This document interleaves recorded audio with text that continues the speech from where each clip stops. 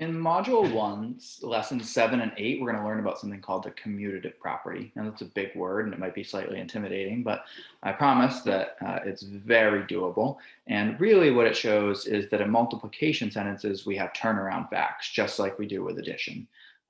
And there's a simple way with arrays to show that. And I'm going to go ahead and do that now. So let me share my screen with you. And I'll demonstrate an activity that we've done in class, so it will be really familiar.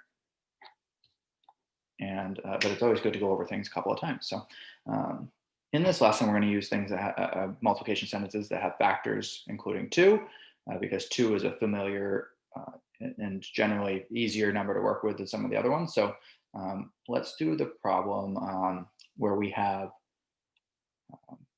4 rows of 2 in our array. So 4 rows of 2. Okay, and then we would count by 2 here. Go 2, 4, 6, 8.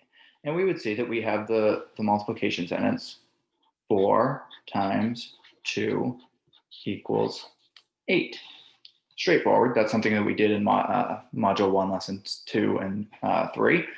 We also associated some of that multiplication work to our division work in lessons 4, 5, and 6.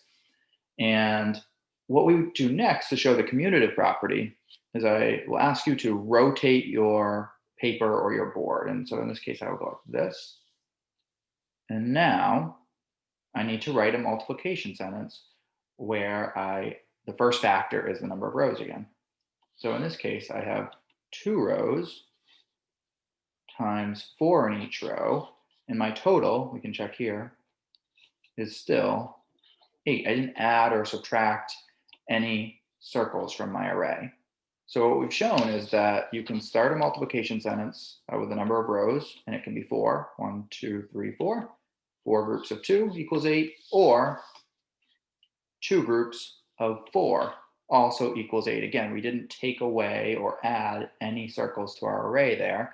We simply rotated the board to show that these two things have the same product. So you can change the order of the factors, but if those factors remain the same, then the product will stay the same as well.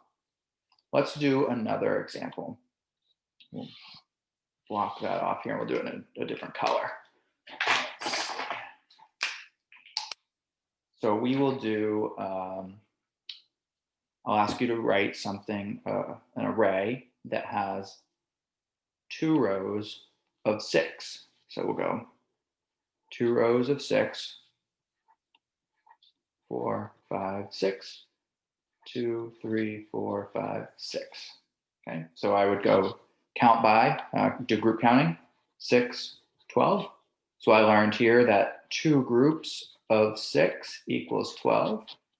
And then I can rotate my paper for this problem and count by 2, 4, 6, 8, 10, 12. I still have 12 as a product, but now this time I have 6 rows times 2 in each row equals 12.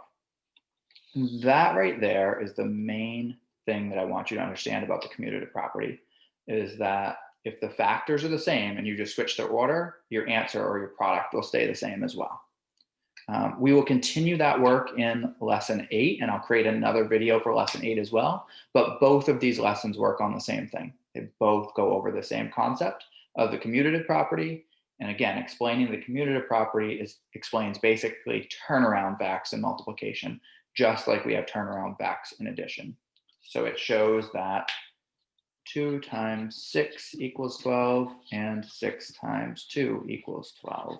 So right there, we see that we have turnaround facts that belong in the same fact family.